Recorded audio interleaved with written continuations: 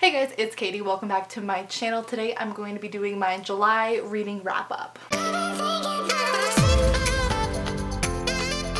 So I've made the executive decision to lump in my Booktube-A-Thon wrap up with my July wrap up. Booktube-A-Thon started at the end of July and into the beginning of August, but I read so many books during Booktube-A-Thon, but I also read so many books this month. I don't know why. I thought it was a good idea to just make one like really big wrap up instead of two, but that's what we're doing. So I believe I have 11 books to talk about, so this wrap up might end up being a little bit long. You might want to grab a snack or like watch this while you're on the treadmill or something. I don't know. I'll have a link for every book that I talk about today down below in the description if you want to go get a copy or you just want to learn more about them. I'll also leave any of my Booktube-A-Thon vlogs and stuff down below and all that good stuff, so just like check the description if you want other stuff. But I have a lot of really exciting books to talk about today, so let's just get started. So the first book that I finished in July that I have to talk about is Restore Me by Tahara Mafi. I gave this a 5 out of 5 stars. It was so much fun. If you guys watch my weekly reading vlogs, you probably saw me talk about this book a lot. I actually tried to read it earlier this summer and then I ended up setting it down because I couldn't get into it. But then I ended up picking up the audiobook, which helped out a lot. So I do think the beginning of this book is a little bit slow, but it definitely gets better. So Restore Me is basically the continuation of the Shatter Me trilogy. Now it's becoming like a longer series. And I loved the Shatter Me trilogy. I was really worried going into this because I haven't read that series in years. I was like, what if I don't remember anything? Do I need to reread it? And even though I was like a little confused at the beginning, I definitely managed to get through this book without rereading, and I still enjoyed it to like the full extent, so I wouldn't worry about that if you're like me. It's hard to compare this to the rest of the series. I don't know if I enjoyed this as much as the first trilogy just because it's been so long since I read those books, but coming back and being with these characters that I'm so familiar with in this world was just so nice and familiar. If you liked the first trilogy, would definitely recommend reading this. If you didn't like the first trilogy, would definitely not recommend because it's really just more of the same. The second book that I read this month was Undead Girl Gang by Lily Anderson. I had such high hopes for this book, you guys. I wanted to like this so badly. It sounded like it was gonna be so funny. So basically our main character is this plus-sized Mexican girl. Her name is Mila, and her best friend dies. It's ruled as suicide, but she's like convinced her best friend would not do that without telling her. And she's also a Wiccan, so she decides to perform a spell to bring her best friend back to life to ask her like what really happened. And in doing so, she accidentally also brings back 2 popular girls who also died by suicide. And so now with the help of these 3 undead girls, they're trying to figure out who actually committed these murders. I've heard a lot of people compare this to the TV show Charmed. I've never actually seen that show, so I don't know if that's valid or not, but either way, it sounded like it was just gonna be like a really fun, kind of like parody dumb book, but like I was still really looking forward to it. And I ended up giving this a 3.5 out of 5 stars. The first half, especially the middle part, was a little bit slow and predictable, and I just wasn't enjoying it that much. The ending redeemed it a little bit for me, but I was definitely let down by this. I was definitely underwhelmed. I think the strongest aspect of this voice is the narration. Our main character's voice is so strong and so compelling. It's what drew me in when I first started the book. She's like sassy and sarcastic, and I loved reading from her point of view, but I would be lying if I said I was not bored at some points of this book. Like I said, overall like a 3.5 out of 5 stars. It was fun, but it wasn't one of my favorites. The book that I read after that was Queen of Hearts by Colleen Oakes. This is a retelling of Alice in Wonderland. It's like an origin story for the Queen of Hearts. And you guys know how much I love Alice in Wonderland and retellings, so I was so looking forward to this book. It's the first in a series, and a lot of you guys recommended it to me. And again, I was disappointed. I gave it a 3 out of 5 stars. It just, okay, so it's a really short book. I think it's like exactly 300 pages or something like that. And it felt so underdeveloped and rushed. Like several times in this book you get these like massive time jumps just because like the author didn't want to write what happened in between things. It would be like this major event is happening and now 1 month later the next major event. Like there's no in between. It's so weird. The time jumps bothered me so much. I also was never like really connected with the main character. I didn't feel like she was fully developed or fleshed out. Really none of the characters were. Overall I just felt like this book was like undercooked. Like I needed more. I just wanted more. I know it's the first book in the series, so like maybe it gets better as the series goes on. I know Scribd, which is where I've been listening to my audiobooks, is getting the rest of the books in the series starting on August 8th, which actually might be today. So we'll see. I might continue on with the series and see if it gets better, but this first book was pretty disappointing. I still liked it. Like I gave it a 3 out of 5 stars, but it definitely could have been better. The next book I read this month I absolutely loved. It totally redeemed the 2 previous mediocre books, and that was Ghostly Echoes by William Ritter. This is the 3rd book in the Jacoby series, and you guys, If you haven't started this series yet, I would highly recommend it. I am in love with it. This third book was so good and just reminded me why I love this series, and now I'm so excited to pick up the next one. Basically, this series is like a mixture of Doctor Who and Sherlock Holmes with some kind of like Scooby-Doo vibes to it. This man Jacoby is this like supernatural investigator kind of thing. He looks into crimes and mysteries with supernatural elements, and we're following his assistant. And basically the whole world thinks he's just like crazy and doesn't take him seriously because he has this power that allows him to see supernatural things that other people can't see. And so like no one really believes him, but he's like low-key brilliant. People just underestimate him, and it's so funny and so much fun. And so the books are kind of episodic because you're following like different cases that he's investigating with each book. The first one was really strong. The second one was a little iffy for me, but this third book was definitely my favorite in the series so far. It was so good. If you want something that's just like fast and easy and fun and funny, this series is so good. So good. The next book that I finished was Save the Date by Morgan Matson. Save the Date.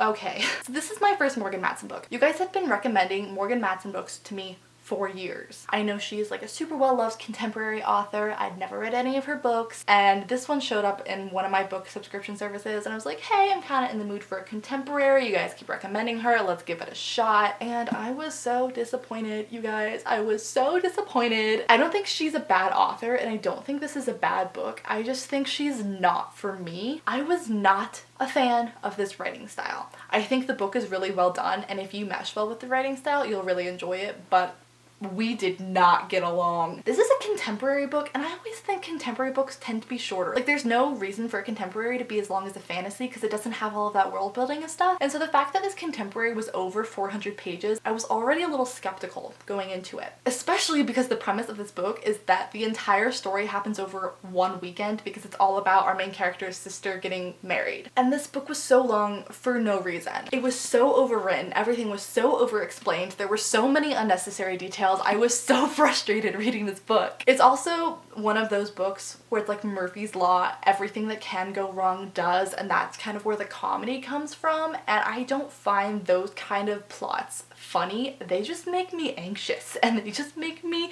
frustrated. So overall, my enjoyment level of this book was low. I don't think it's terrible, I just think it's not for me. I think I ended up giving it a 3 out of 5 stars, and quite frankly, I'm just happy to be done with it. I don't know if I'm gonna pick up any more of Morgan Matson's books because I don't think my issues with this book were like special to this book. I think it's her writing style that I didn't mesh with, so I think she and I just might not be meant to be. The next book I read, I also gave it 5 out of 5 stars too. I loved it. It was so good. It was so good. I love months like this where I read like an iffy book, but then the next book is so good that it like makes me forget the trauma of the previous book, so it all balances out. And that was Stars Above by Marissa Meyer. This is a collection of short stories that goes along with the Lunar Chronicles, and I tend to not read bonus material for a series. Even if I loved the series, I just like never really pick up novella, short stories, that kind of thing. But I owned this. I didn't realize that I owned this, but I owned this. And so I decided to just give it a try. I was listening to the audiobook for it, and it was so much fun. I didn't realize how much I missed these characters and how much I missed this series, but this was just so much fun. I gave it a 5 out of 5 stars. I loved it. Would totally recommend this if you liked the Lunar Chronicles. There's a ton of different short stories in here, and each one follows a different character from the series. I really liked the story about Captain Thorne just because I love Captain Thorne.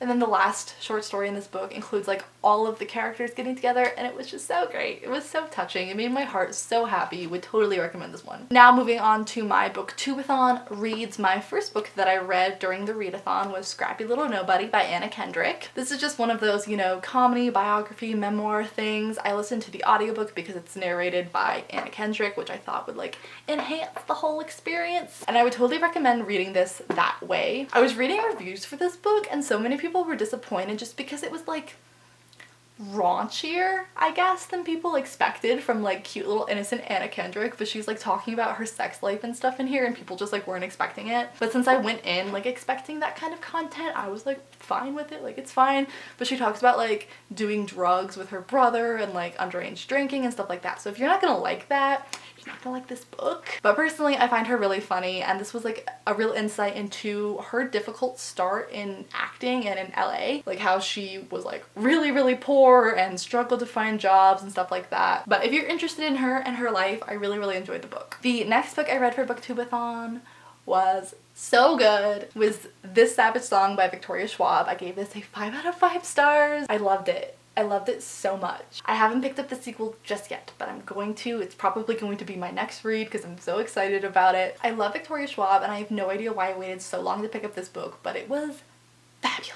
So basically, this is set in a world where violent acts actually cause monsters to like manifest and come into being. So there's 3 different kind of monsters that come from different kinds of violent acts, kind of based on severity. And basically, the society is broken into 2 sectors, and there's these 2 dudes, governors, I don't know what they were called in the book. They kind of control the monsters. And so our main character is the daughter of one of these guys who's in charge, and then one of them is a monster who's trying to disguise himself as a human. And it was so much fun. I just thought it was such an interesting idea, and I loved both of our main characters, and it was so dark and twisted, and it's one of those very few YA books that doesn't have a romance in it. It just really focuses on the plot, and it was just so good. It was so good. Would highly recommend this. The next book I picked up was a collection of poetry called Helium by Rudy Francisco, and I gave this a 5 out of 5 stars. I had so many 5-star reads in a row. It was fabulous. But this was one of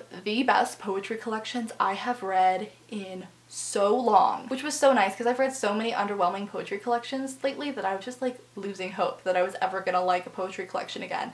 And then this sucker came along and all was well again. Like, I can't even relate to half the things he's talking about because he's a black male who's like talking about how he's been discriminated against and racism and things like that, which fortunately I've never had to experience.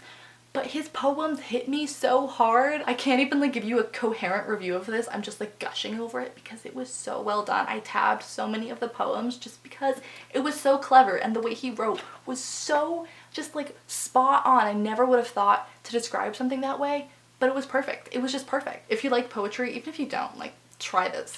It was so good. After reading that, I was on a poetry kick, so I decided to pick up The Poet X by Elizabeth Acevedo. This is a young adult novel, but it's written in verse, which I wasn't aware of going into it, but it is. And it's about this girl from Harlem who gets into the slam poetry scene. She comes from a super religious family. Her mom's like super Catholic, won't let her date, makes her like pray when she does things wrong. Like, it's a very serious religious family. And so she starts to write poetry sort of as an escape from that, but she has to hide it from her mom because her mom like would not approve. And it was so good. I gave this a 5 out of 5 stars. I fell in love with our main character. I related to her a lot more than I was expecting to. I also listened to the audiobook of this, and I would totally recommend that because hearing the poetry read out loud was just like such an experience. It felt like I was at a slam poetry reading, which I love. Also, because it's written in verse, you could read this book in like an hour or 2. I blew through it. This one also had like really similar themes to Helium, so reading these 2 together was just like perfect. I would totally recommend doing that if you're interested in both of these books.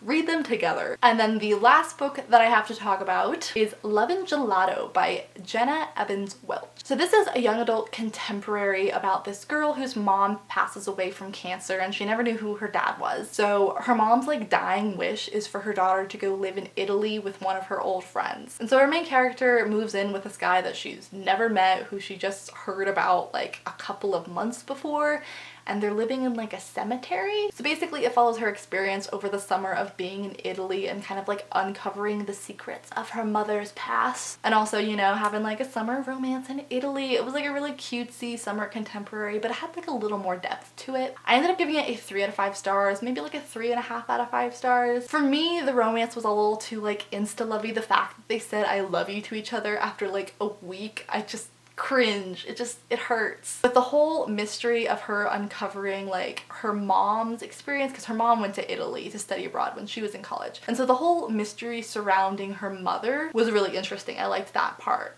and also the growing relationship between this girl and her mother's friend. Also, I believe the author actually went to Italy to do research for this book, so like her descriptions of Italy and the places they went to were all real places, and that was really cool. I felt like I was in Italy, so that was a really strong aspect of the book. The main character annoyed me a little bit, and I wasn't a fan of the romance, but overall it was still like a really cute summer book. So yeah, those are all of the books that I have to talk about today. If you've read any of these books, feel free to leave a comment down below with what you thought of it. I would love to hear your thoughts, or tell me what your favorite book that you read in July or for Booktube-A-Thon was. I'm looking at my pile of books, and I don't know, I read so many 5-star books that it's hard to choose a favorite. I'm thinking maybe This Savage Song, because I really loved it, but I also loved Ghostly Echoes, and I also loved Helium. I also loved Stars Above. Anyway, thank you guys so much for watching. If you participated in Booktube-A-Thon, let me know how many books you managed to finish. How many did I finish? I think I finished 5. So I didn't quite meet the 7-book challenge, but I think all 5 of them were 5 stars, except for the last one. If you want to follow me on any of my social media, all of those links are down below in the description. We can be friends on Instagram or Twitter or Goodreads or whatever. I also have a link down below if you want to go pre-order my book that's coming out August 12th. I'm so excited about it. I will just see you guys in my next video very soon. Bye. Maybe I wish I never met you. Oh, no, no, hey, no, no. Give it a try, I can't forget you. Never knew what I was missing till I had you, then I did it. Oh, no, no, hey, no, no. Maybe I wish I never met you.